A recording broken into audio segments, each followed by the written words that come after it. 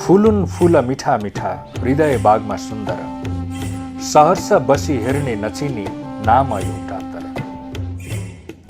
हिलुन मृदुल पालुवा शिशु समान सौन्दर्यका, म देखौँ रङ्ग खुब यो हृदयकै घुमी बाटिका।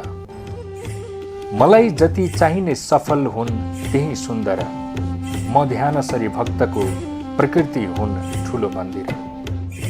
प्रभात हिमशैलको धवल काँधमा मिरमिर, म माग्छु दिलभित्रका चिनी टहल्न आफ्नै घर।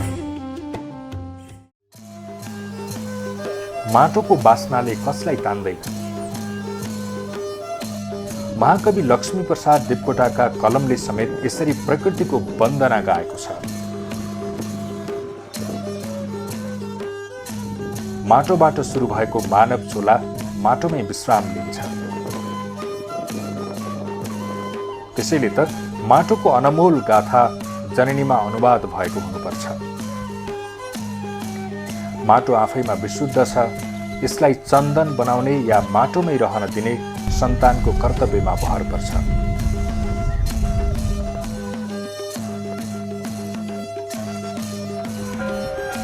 यो सामग्री कर्णालीको माटो र त्यो माटोलाई चन्दन बनाउन अग्रसर कर्मवीरहरूमा समर्पित छ।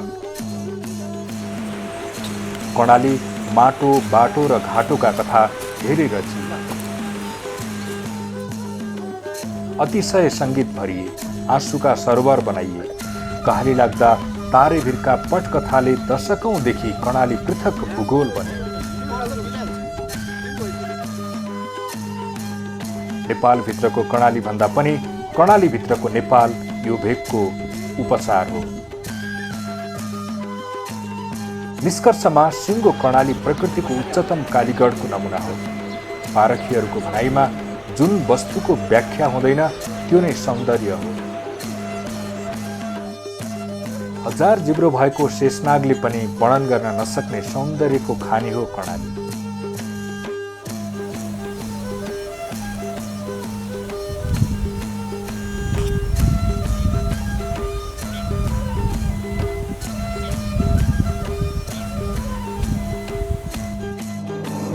आकाशबाट हेर्नुस् या पाताल, उठेर हेर्नुस् या बसेर, जताबाट हेरे पनि यसले मन, मुटु र मस्तिष्क एकाकार बनाउँछ।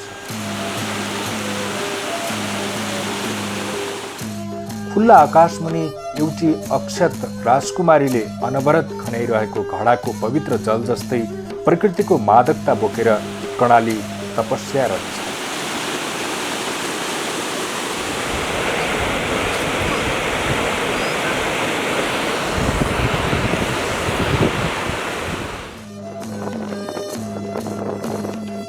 कर्णालीका विभिन्न आयाम छन्। कर्णालीभित्र कठिन कर्णाली छन्। देशको ठूलो प्रदेश खोज्नुस् कर्णाली, सर्वाधिक ठूलो जिल्ला कर्णाली, प्रकृतिको अपार आविष्कार मानिने जंगल, जमिन र जलको अधिकारी कर्णाली, मानव सभ्यताको मानक मानिने भाषा, संस्कृतिको जननी कर्णाली। समग्रमा कर्णाली नेपालको सिङ्गो परिचय हो।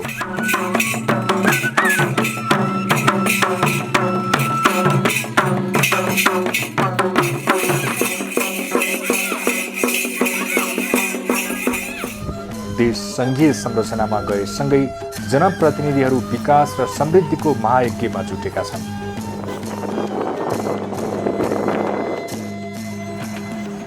घडीले विश्राम गर्ला, तर उनीहरू दिन रात जनताको सेवामा हाजिर छन्।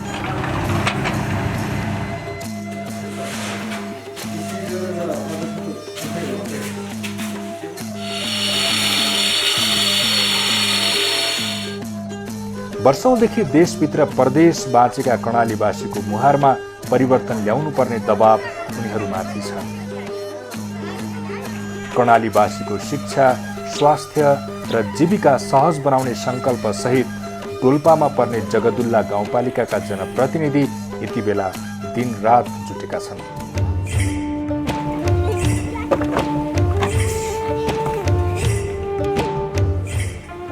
घरभित्र पालिने कुखुराको चल्ला, बाख्रा पाठादेखि जंगलका वन्य जन्तु, वन वनस्पतिसम्मको संरक्षण सम्वर्धन उनीहरूको दायित्वभित्र छ।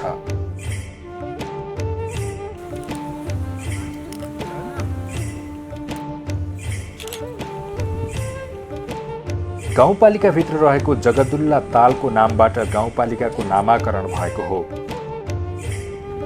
जगदुल्ला गाउँपालिका समुद्री सतहको 2170 मिटरदेखि 6883 मिटरसम्मको उचाइमा अवस्थित छ।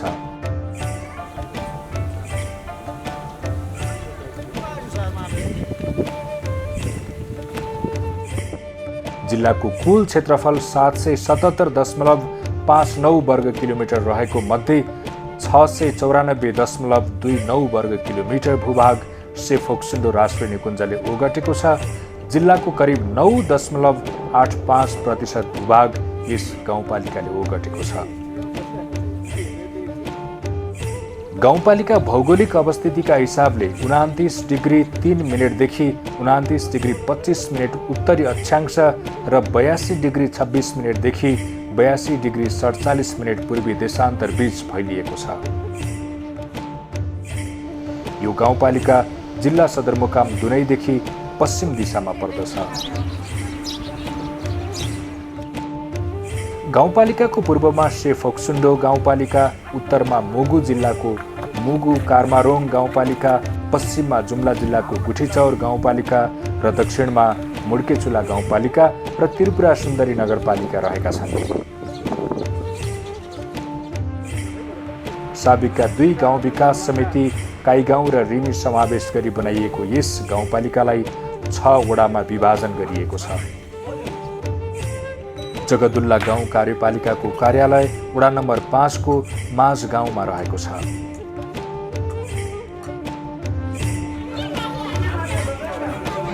गाउँपालिकाको कुल जनसङ्ख्या 2273 रहेको छ।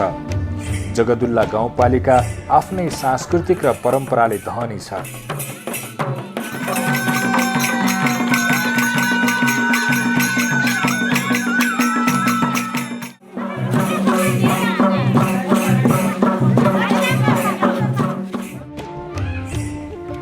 पर्यटनको प्रचुर सम्भावना बोकेको जगदुल्ला गाउँपालिका ऐतिहासिक, धार्मिक र पुरातत्वको हिसाबले खानी मानिन्छ।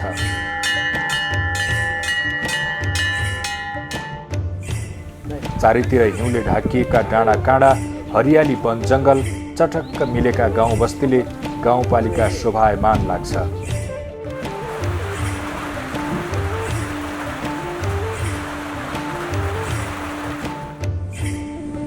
त्यसमाथि जगदुल्ला ताल, काङ्से रालवा, त्रिपुरा हिमाल श्रीपेश बनेर चम्किएका छन्।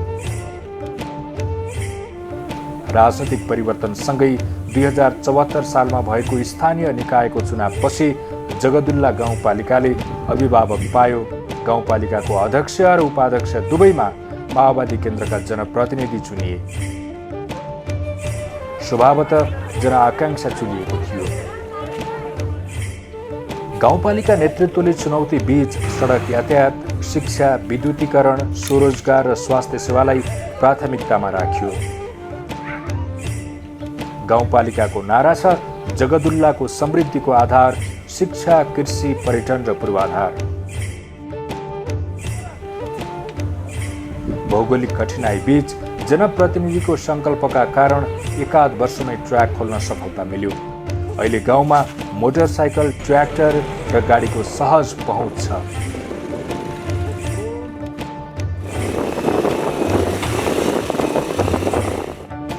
यो कठिन कामको नेतृत्व गरेका जनप्रतिनिधि के भन्छन्? यो जसरी एउटा मान्छेमा पहिलो कुरा त इच्छा शक्ति नै हो। जसरी हामीले एक खालको एजेन्डा लिएर जनतासम्म जाने बेला हामीले तपाईहरुको आगमनमा हामी गाडी गुडाउँछौँ भनेर हामीले प्रतिबद्धता गरेको थियौँ। त्यो अनुरूप हामीले सबै क्षेत्र सरकारवालाहरूसँग समन्वय गरेर जुम्ला कर्णाली राजमार्ग जुम्लादेखि हामीले ट्र्याक ओपनमा सबैसँग सहकार्य गर्दै हामी यहाँसम्म ल्याउन सफल भयौँ। निर्वाहमुखी कृषि प्रणालीलाई व्यावसायिक बनाउन तथा समाजका पिछडिएका वर्गको सशक्तिकरणमा गाउँपालिकाको विशेष ध्यान पुगेको छ।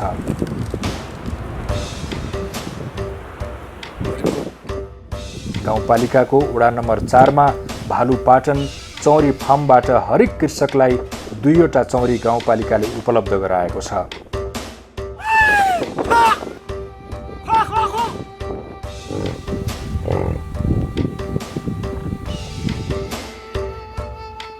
हाल व्यावसायिक चौरी फर्ममा चौरीको संख्या 500 पुगेको छ। यसले कृषकहरूको व्यावसायिक ढोका खोल्न मद्दत गरेको छ।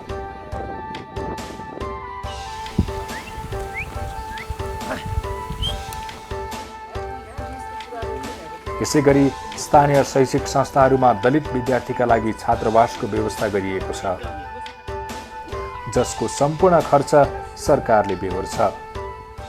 जति गरे पनि दलितलाई उकास्न सकिएन भने आवासीय विद्यालय सञ्चालन गर्नु सबै हामी जिम्मा लियौँ कि उनीहरूले बाहिर फेरि छोडिदिउँ। उनीहरूले चाहिँ आफ्नो व्यवसाय पेसा गर्छ र बच्चाबच्चीपट्टि उनीहरूले टाइम दिनु नपाओस् कि भनेर चाहिँ सम्पूर्ण यो शैक्षिक सत्रबाट चाहिँ हामीलाई दलितका विद्यार्थीहरूलाई 10 क्लाससम्म हाम्रो शिक्षा, स्वास्थ्य, घाँस भाँस कपास सबै फ्री गर्ने तरिकाले गाउँपालिकाले बेहोर्ने तरिकाले हामीले चाहिँ आवासीय रेसिडेन्टल हिसाबले चाहिँ विद्यालय स्थापना भइसकेको छ, निर्माण भइसकेको छ। यहाँले पूर्वाधार पनि देख्नुभएको छ। हामीले त्यो सञ्चालन ल्याउँदैछौँ।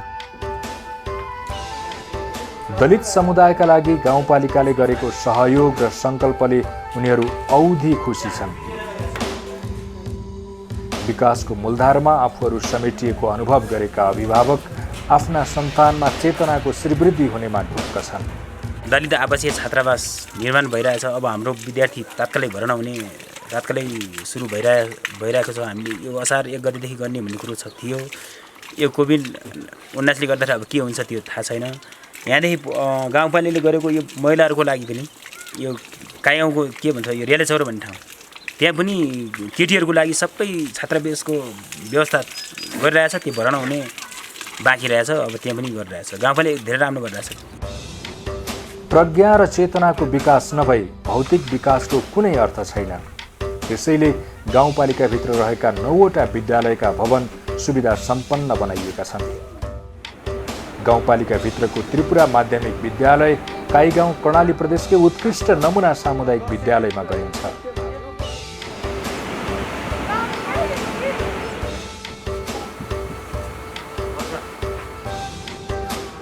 कस्तो छ त गाउँपालिका पेरिफेरीको शैक्षिक अवस्था? पहिलाभन्दा धेरै राम्रो उत्कृष्ट शिक्षा पनि भएको छ।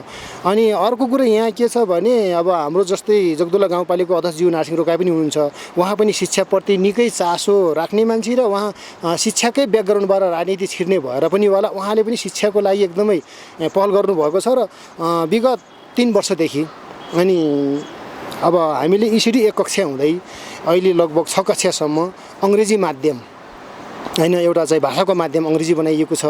र त्यसले गर्दाखेरि पनि शिक्षा अलिकति पहिलाको भन्दा निकै राम्रो र निकै उत्कृष्ट छ। यस्तै गाउँपालिकाभित्र आधारभूत स्वास्थ्य सेवाको पहुँच सहज बनाइएको छ। गाउँपालिकाभित्र 3 स्वास्थ्य चौकी र 4 सामुदायिक स्वास्थ्यका भवन बनिसकेका छन्।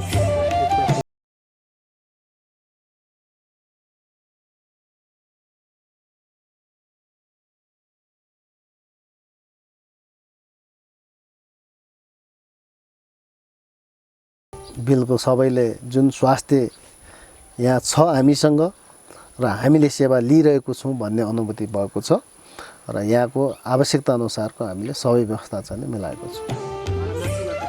कोभिडको सङ्क्रमणपछि स्वास्थ्य सेवा थप संवेदनशील बन्दै गएको छ। यस स्थितिमा स्वास्थ्य क्षेत्रका चुनौती के छन् त? हाम्रो गाउँपालिकाले चाहिँ अब यो सुरक्षित मातृत्व कार्यक्रमलाई चाहिँ मध्यनजर गरेर अब नेपाल सरकारको नियम प्रोटोकल अनुसार चाहिँ यो 4 पटक गर्भ जाँच गर्ने जो गर्भवती आमाहरू हुनुहुन्छ उहाँलाई चाहिँ 1 पटक आउनुभयो बापत चाहिँ यो एक लगभग त्यस्तै आधा केजी होला त्यो 1 बट्टा हर्लिक्स र 1 पोका धाराको तेल व्यवस्था गरिदिनु भएको छ। त्यसले गर्दाखेरि चाहिँ गर्भवती हुने आमाहरूमा पनि के छ भन्दाखेरि अब यो एउटा प्रोत्साहन पनि हो र यो हाम्रो जुन इन्डिकेटरलाई पनि माथि लानको निमित्त चाहिँ गाउँपालिकाले यसरी चाहिँ हामीलाई प्रत्यक्ष रूपमा सहयोग गर्नुभएको छ र अरू कार्यक्रमहरू त उहाँको चाहिँ धेरै नै स्वास्थ्य क्षेत्रमा चाहिँ अहिले सोचिराख्नु भएको छ।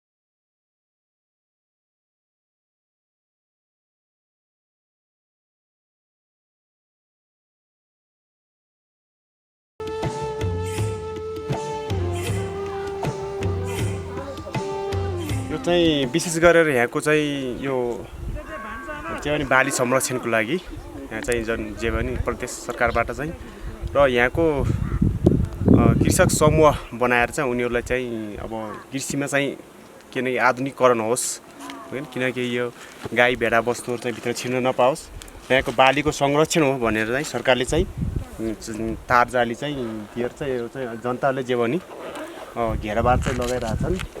यो चाहिँ अब प्रत्येक यहाँ यसको प्रत्येक वडा जे भने यो गाउँ जेगदुल गाउँपालिकाभरिको प्रत्येक वडाहरूमा चाहिँ यो चाहिँ व्यवस्था चाहिँ सरकारले चाहिँ गरिदिएको छ।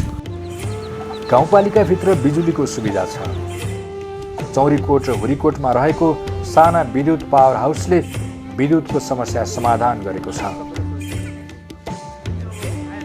निकट भविष्यमै 106 मेगावाटको जगदुल्ला हाइड्रो पावर निर्माण हुने चरणमा छ। यसलाई जगदुल्लावासीको भाग्यरेखा बदल्ने आयोजनाका रूपमा लिने गरिएको छ। धेरै खुसी छौँ हामी, किनभने यहाँ चाहिँ अब हाम्रो चाहिँ यो हाइड्रो पावर गर्दा यहाँको जनजीवन चाहिँ एकदम राम्रो हुने अवस्था, यहाँको बासिन्दा चाहिँ राम्रो हुने अवस्था छ। त्यही भएर चाहिँ यहाँको चाहिँ अब हरेक युवाले रोजगार पाउने खालको छ। गाउँपालिकाको आफ्नै सुविधा सम्पन्न प्रशासनिक भवन छ। झन्डै 3.5 करोड रुपियाँको लागतमा भवन बनेपछि सबै सेवा एकद्वार प्रणालीबाट दिन सहज भएको छ।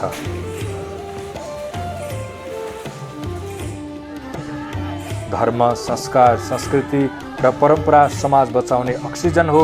गाउँको सांस्कृतिक परिचय बनेका पैसेरू, झोरा, बिजुली, सिङ्गारू नाच, चौरीकोटवासीको लिङ्गो उठाउने र मस्टो परम्परा संरक्षणमा उल्लेखनीय काम भएका छन्।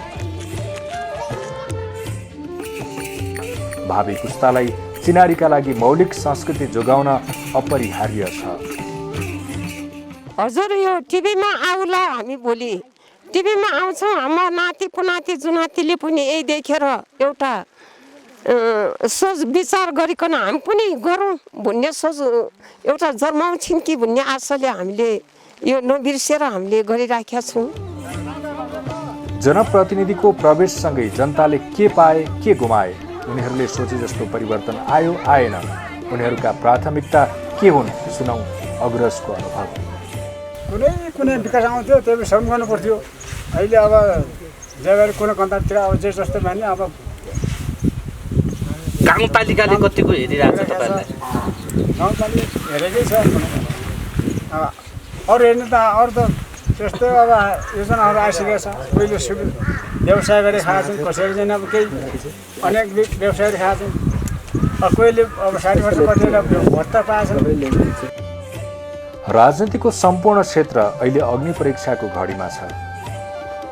तलदेखि माथिसम्मका जनप्रतिनिधि कठघरामा उभिएका छन्। भौतिक विकास मात्र विकास नभई जनताको मानसिक सन्तुष्टि र ओठमा मृदु मुस्कानमा शासकीय प्रणालीको उपलब्धि मापन हुन्छ। मत जितेर पनि मन जितिएन भने त्यसको कुनै अर्थ हुँदैन। कामना गरौँ गाउँपालिका नेतृत्व जनताको मन जित्ने काममा खरो उत्रिनेछ।